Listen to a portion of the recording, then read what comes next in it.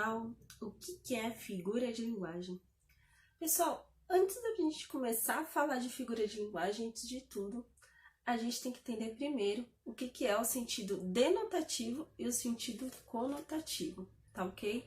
Para depois a gente falar sobre o que é figura de linguagem. Então vamos lá, o que é denotação e conotação? Denotação e conotação são as formas de significado que ocorrem dentro do signo linguístico, o qual é composto por um significante, que são as letras, né, que formam as palavras, o som que forma as palavras, e o significado, que é o conceito de ideia, né? Isso tudo é a conotação e denotação. E assim, dentro da denotação, vamos começar pela denotação. Dentro da denotação, esse conceito de ideias, ele é formado pelo que está no dicionário. É o conceito literal mesmo. Essa mulher traiu Ronan. Ele vai vir atrás dela. E quando ele vier, é aí que você... Por que eu passaria meu dedo na garganta dele? Das ideias.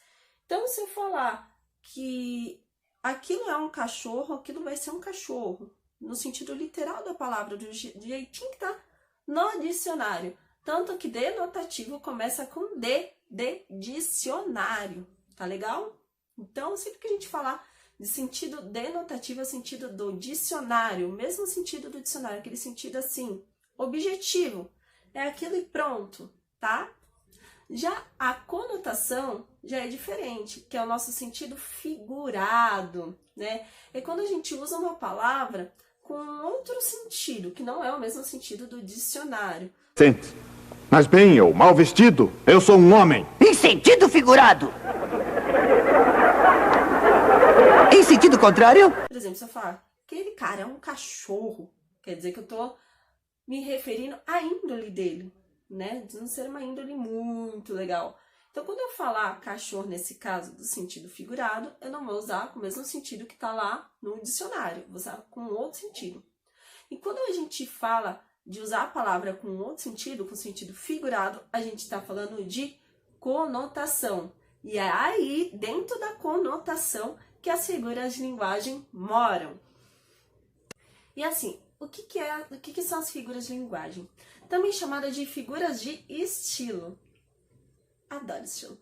Vamos lá. São recursos estilísticos usados para dar maior ênfase na comunicação, né? Para torná-la mais bonita, mais rica, mais expressiva. E a gente usa isso em vários gêneros textuais. A gente pode usar em gêneros textuais destinado à publicidade, de repente uma propaganda.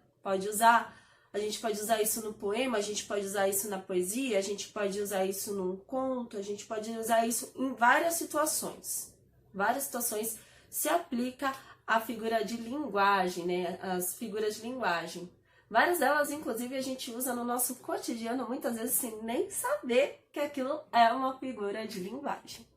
E as figuras de linguagem, elas se subdividem em 4 grupos.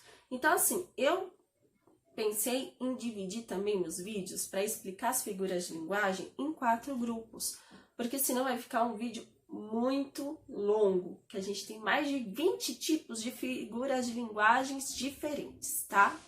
Mas vamos falar sobre esses 4 tipos. Nós temos as figuras de palavra ou semântica, que tem a ver com o sentido da palavra. A gente tem as figuras de pensamento, a gente tem as figuras de sintaxe ou construção, e a gente tem as figuras de som ou harmonia. Então, a gente divide as figuras de linguagem nesses 4 grupos, tá ok?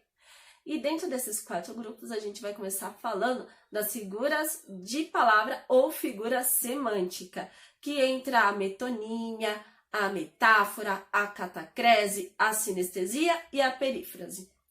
Eu sei que parece tudo nome de doença ou de remédio, tá, gente? Mas não é. Isso é tudo figura de linguagem. E a gente vai falar uma a uma. Quando a gente fala de figura de palavra ou semântica, a gente tem a ver com sentido. Então, a gente vai falar sobre o sentido daquela palavra, né? Vai esclarecer o sentido daquela palavra dentro daquela determinada circunstância. E a gente vai começar falando sobre a metáfora. Eu acho que a figura de linguagem mais usada, principalmente em textos literários e textos, assim, mais destinados à poesia também. Eu acho que ela é a figura de linguagem mais usada, assim, vamos falar dessa forma. Não no cotidiano, tô falando em aspecto literário, ok? Então, o que é a metáfora? A metáfora, ela é uma comparação, é uma forma de comparar. Só que é uma forma de comparar implícita. Você não vai usar elementos de comparação nela.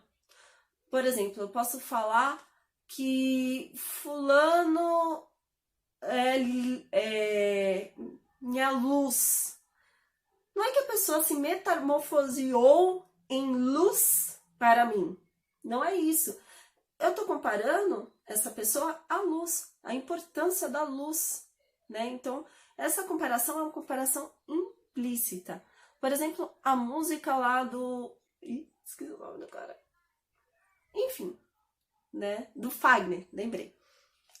Que é: você é luz, é raio, estrela e lua, manhã de sol, meu iaiá, meu ioiô. Então essa música ela é toda uma metáfora, se você reparar assim.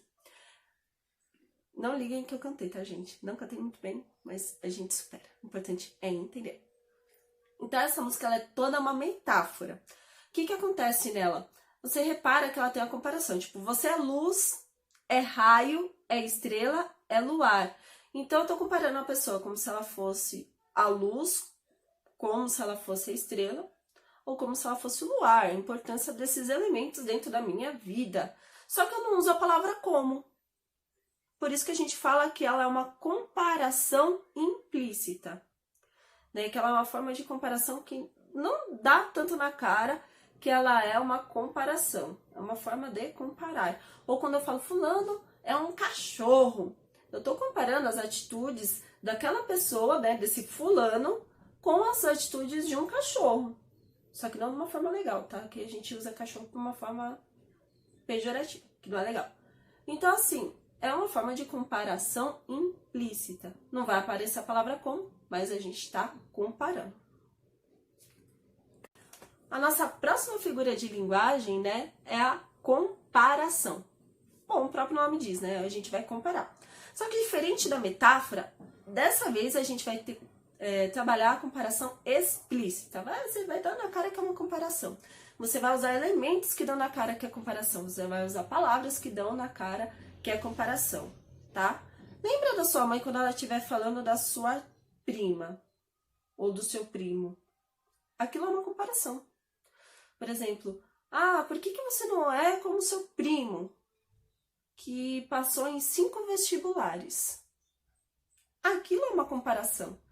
Por quê? Porque eu usei a palavra como. Eu usei uma referência, eu usei uma palavra para referenciar essa comparação. Ela tá ali na cara, ela tá ali explícita. Então, toda vez que eu usar uma comparação explícita, eu vou chamar de comparação mesmo. Metonímia parece um xingo, gente, mas não é. Respeitem essa figura de linguagem. Metonímia é a figura de linguagem responsável pela transposição de significados. O que seria essa transposição? É considerar a parte pelo todo. Por exemplo, o autor pela obra, né? Então, quando a gente fala de metonímia, a gente está falando de, por exemplo, quando eu falo que eu li Memórias Póstumas de Brás Cubas do Machado de Assis. Eu posso não querer especificar tanto assim. Então, eu posso falar apenas que eu li Machado de Assis. Então, fica o autor pela obra, em geral, entendeu? Ou seja, a parte pelo todo. Ou posso falar que eu ouvi Beatles. Não quer dizer que ouvi toda a discografia, ouvi os caras ao vivo, não é isso. Eu ouvi um determinado disco ou música dos Beatles. Só que aí eu falo que eu ouvi Beatles, então vai ser o autor pela obra. Há outras formas de metonímia também que a gente usa muito no nosso cotidiano, e esse exemplo vai, eu acho que, abrir a mente de vocês. Por exemplo, quando eu falo pelo continente, o que contém, né, pelo conteúdo. Por exemplo, e nós celebramos tomando um copo de Coca-Cola. A gente não tomou num copo feito de Coca-Cola, porque não teria como fazer isso. A gente tomou o líquido que está dentro do copo, que era a Coca-Cola. Então, é uma parte pelo todo. Então, normalmente a gente não fala, né? Tomei um copo que continha Coca-Cola dentro. Não. A gente fala que tomou Coca-Cola. Tomou um copo de Coca. Só que o copo não é formado por Coca-Cola. O líquido que está dentro, que é a Coca-Cola. É um outro exemplo. A nossa próxima figura de linguagem tem um nome muito louco, que é catacrese. Vocês já ouviram falar numa catacrese? Se eu falar pra vocês que é o nome de doença, vocês podem acreditar, hein? Mas não é. A catacrese é uma figura de linguagem também, que consiste em apresentar uma situação que é assim. Eu não tenho uma palavra para especificar determinada coisa. E por não ter essa palavra para especificar aquela determinada coisa, eu pego uma outra palavra que tem características semelhantes para falar daquela coisa. Por exemplo, o braço da guitarra. O braço da guitarra. Isso aqui não é um braço, que nem o meu braço. É o braço da guitarra. Mas por se parecer com o braço, por ser compridinho e tal, a gente chama isso de braço da guitarra, tá bom? Mas eu só chamo por esse nome porque eu não tenho outro nome para chamar isso daqui. Por isso que a gente chama de braço da guitarra. Porque ele é semelhante a um braço e eu não tenho outro nome para dar. Então eu pego emprestado esse nome. Por exemplo, dente de alho, ou pé da mesa, ou braço do sofá. A gente não tem um nome para especificar aquela coisa. No que a gente vai chamar então? Aí a gente pega algo que é semelhante e chama daquilo. Por exemplo, dente de alho. Vocês já repararam como o dente de alho é parecido com o dente? É algo a se pensar. Sinestesia. Sinestesia acontece quando a gente tem uma associação de sensações diferentes dos órgãos a que diz respeito. Professora, que coisa louca isso, né? Eu falei pra vocês que as explicações eram mais complexas do que é de fato. Mas vocês vão ver que é mais fácil. Por exemplo, ele me deu um doce abraço. A gente não pode nem se abraçar nessa época, né? Mas tudo bem. Ele me deu um doce abraço. Quando você abraça a pessoa, na verdade é uma situação tátil. É o tato que a gente está usando. E quando a gente fala doce, a gente está remetendo ao quê? A degustação, a sensação gustativa. Então, quando a gente fala um doce abraço, a gente está usando a sinestesia, que é usando uma sensação diferente daquele sentido que a gente tem. Ou seja,